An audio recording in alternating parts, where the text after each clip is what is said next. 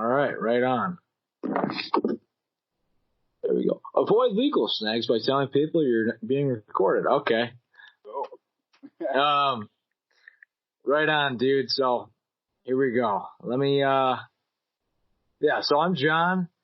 Let's get this going, man. I've never done a Skype video, but we're gonna go for it. This is sick, dude. Cool. Right on. So I'm a guitar player myself.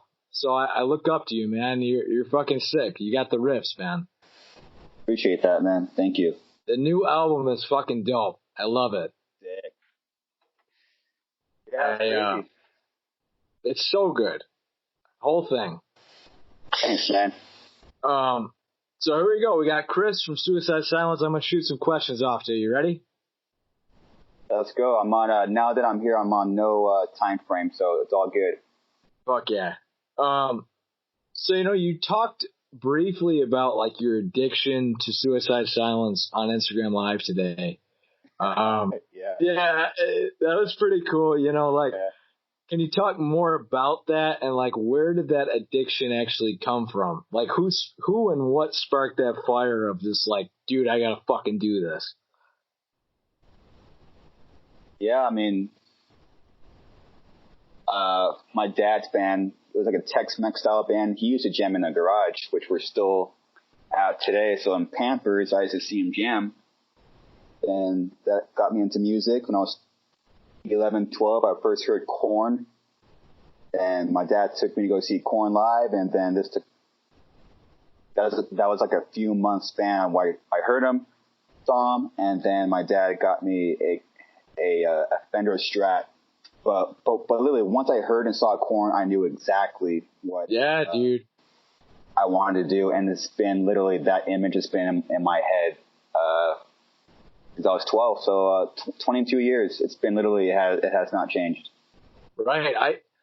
My father, like, he loves Slipknot, like, and I got him into him, and we just saw Korn. I don't know, not just, but we saw Korn like maybe a year or two ago, and they were fucking good, man. Like, they're good on record, but they bring it live.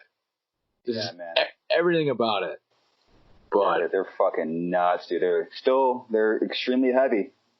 Right. Their new album is fucking good too. They got the hooks, man, but it's not too hooky, Yeah. So.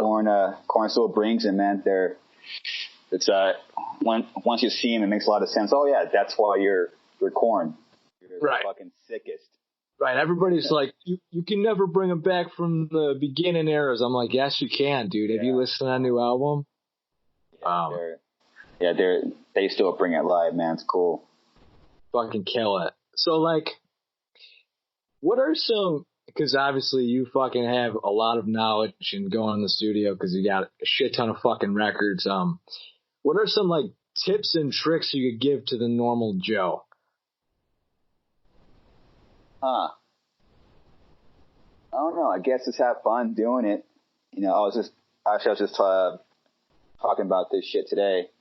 Like, I get a common question is, what was your favorite album to make? Right. And I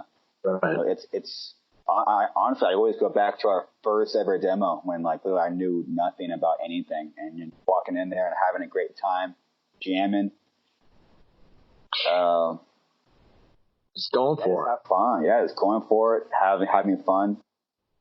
Now, what do you say nowadays? Like, you still go to the studio like with half of the song? Like, I don't know. Do you go in and like record and write the songs there, or do you have everything like planned out, metronomed out, tracked, demoed? Yes, something that's most of our records is pretty much written before we even set foot in the room. The new record was like that. The cleansing was like that. All of our demos were like that. We were already jamming in the garage for hours and hours. Right. So we knew how to play the songs in a room. Hence, on our first record, we knew how to track an album live, which is what we did because we knew we could play the songs. Yeah. Well, my thing, every time I bring up, writing music, they always say like, after they rehearse for a record and, you know, record it, come like a year later, the band like brings a song. When they play it live, they like change shit. And I don't know. It's one of those things. It's like, I guess that's a roadblock, but whatever. So from being from Buffalo, I always got to bring this up. Cannibal Corpse. I saw you're a fan of them. And right on, man. Buffalo's a fucking sick area, man. A lot of history there. Yep. Obviously, you know, Cannibal has a lot of history there. So what's like the first thing that comes to mind when somebody says fucking Cannibal Corpse?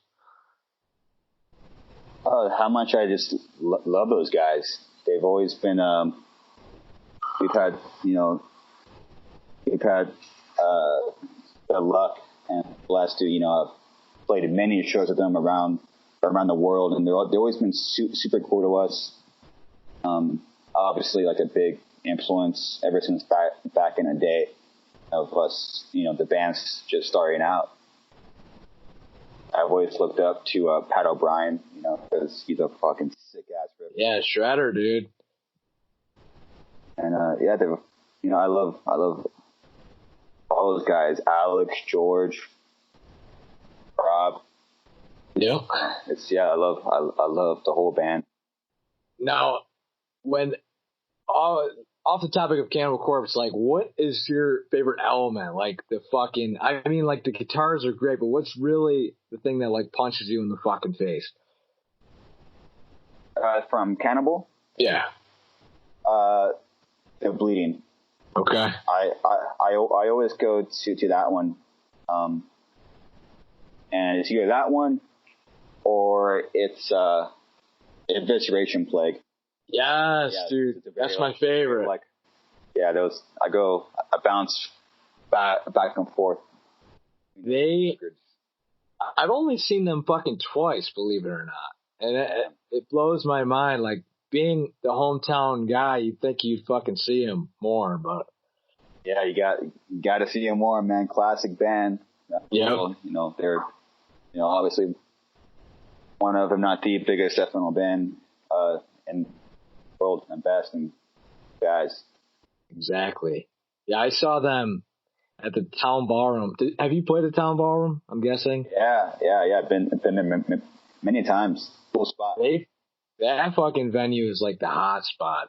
But seeing like them at their hometown fucking playing, there was just a different energy I've never felt at a fucking show. But yeah, they have a vibe. They have their own thing. It's fun. Right. So, you know, with being one of the founding members of Suicide Silence, where do you like pride yourself on keeping like the project around for so long? Yeah, I mean, just still being around. It's cool, you know, after like, you know, 18 years, you know, I've been in Suicide Silence for 18 years and still being here is crazy. Very proud that I never left. Right. I could say I never took a break. I almost quit, but I didn't quit. Yeah. Just being able to still be here and still have support. Right. From people is fucking nuts. After so long, after people dying and records not being well received, like we still kind of have that name. Right. Yeah, it's one of those things. Yeah. I mean, off of the topic of, you know, Mitch passing away, I was hesitant to bring this up, but, you know, I had a friend of mine that I worked very closely with, like, pass away. He was my drummer for the longest time, and, like, for me, that's what, like, pushed me to keep fucking writing music. Like, I almost stopped, but, like, that's the thing for me. Yeah, it gives you, unfortunately, we're human. We need a shake to make those big changes. Right. And that was it. Right.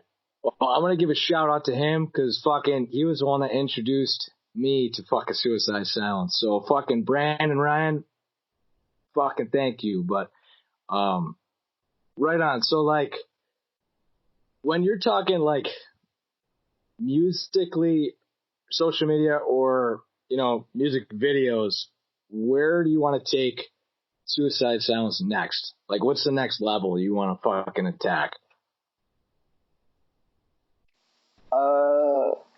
I think it's also another thing I was talking about today. It's just, which I think smaller bands don't really understand until they get here, but just maintaining the name is hard. It's harder than actually getting there. And getting there is actually hard, but actually maintaining the name and, so just, I mean, the goal is to be around forever. That's been the goal, and to which is why I've always looked at Suicide Silence as beyond here, beyond our the city, then beyond the state, and beyond the country, around the world. And I look 5 years down the road, 10 years down the road, 20 years down the road, 50 years down the road, and those influence our crazy ideas. It's all about where is this idea going to bring us? If it's greater, we do it. If it doesn't, and it's a pointless idea, then we don't do it. Hence, like, a self-titled record that doesn't get very well received. But that record is going to make us probably, a bigger band, let's say 10 years from now, because we, I'm not going to go anywhere. I think I proved that, after 18 years, not taking a break. Yeah. And it's just to put out more records and to keep putting out. We're still trying to make that perfect Suicide Silence record. Yeah. Still trying to push the bar, not only for us, but for our community and our scene and to give like the Suicide Silence fans something new to listen to. Right. On just and now it's even crazier. They're trying to evolve with the times. Yeah. That's a whole another subject. But as we always do, we're going to continue to take risks and keep doing it. Yeah. Just keep fucking grinding. I don't give a fuck what anybody says about that self-titled. It was good. Like, great album, dude. Don't listen to them motherfucking haters, dude. They don't have albums that people listen to. They're probably they're probably like fucking keyboard fucking warriors. I hate them, dude. It's all good, man. It's all hate in the end equals love. Yeah, dude. You kind of need both sides. The more popular you get, the more unpopular you get. So it's it's obviously bittersweet, but it's all good. I never looked at comments anyways since I was playing in the bars around here, and I do the same thing now. It's just I play guitar all day. I look down, I look up. There's people there. And again, 4 years, I look up again. There's even more people. I'm like, holy shit. Yeah, you're like something's going fucking right. I'm doing the same thing. Look up and people didn't like this one record. I'm like, all right. And then I look down again. I keep playing. It's just it's the same shit. Right. Now. I've never actually covered a fucking song by you guys. Do you guys have like multiple tunings, or what are you primarily in? Yeah, it's all pretty much drop A. Drop A? We have a few songs, tops that are like we experimented with, like very low tuning, but drop A is just a Suicide Silent sound. Yeah, you just don't really need to go higher or lower. I also found that for us, at least, it's more challenging to write a heavy riff when you're not tuning lower. Right.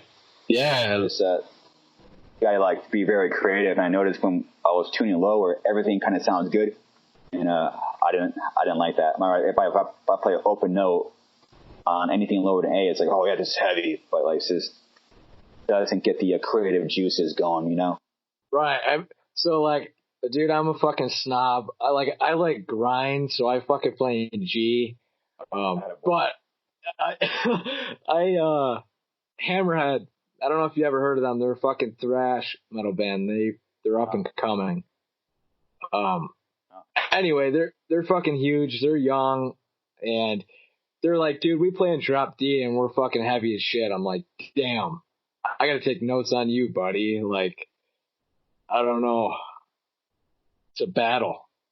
Yeah, it's just obviously, Pantera's in fucking standard D, like this bands that, and you have Meshuggah, and it's just, every you have the whole fucking spectrum of the tunings. Just think if a band finds their tuning, that's their sound, and they stick to it. That's definitely key. I like bands in drop G, which are old school. There's a band that was a huge influence in the beginning days of Suicide Silence called Eternal Suffering. Yeah, fuck yeah. Not internal, but Eternal Suffering. They have an album called Drowning in Tragedy. That was gonna came out in '99, I think. And it's drop G, fucking heavy ass death metal, like heavy, like slow grooves, and I fucking love that band. And I was listening to a grind band called Hemdale. Okay. And they have a record called Rad Jackson. They're a Relapse records band, and I love that record. I think it was like drop F. It's whatever is the sound of the band. If that's their thing, I love those tunings. That, and when a band finds their tuning, it's the fucking pocket. I always played an A till recently, and I got burned out, and I'm like, fuck, dude, I got to change. So that's why I'm asking. Like, with being in a band for that long, how do you like keep going? Keep writing shit. Yeah, and I've always admired bands like Korn, Slipknot. They kind of like just stay there. That's right. and that's their sound, and keep evolving and keep putting out cool shit. So yeah, I've kind of always stuck to that. Hell yeah. I've met Corey twice. Nicest dude I've ever met in my whole life. Hell yeah. Yeah, they're all great guys, man. The first time I met anyone from a favorite band of mine was 2008. I met Paul Gray, the bass player for Slipknot. That was the first time meeting, like, I was, oh shit, wow. Slipknot, holy shit. And we just got that tour off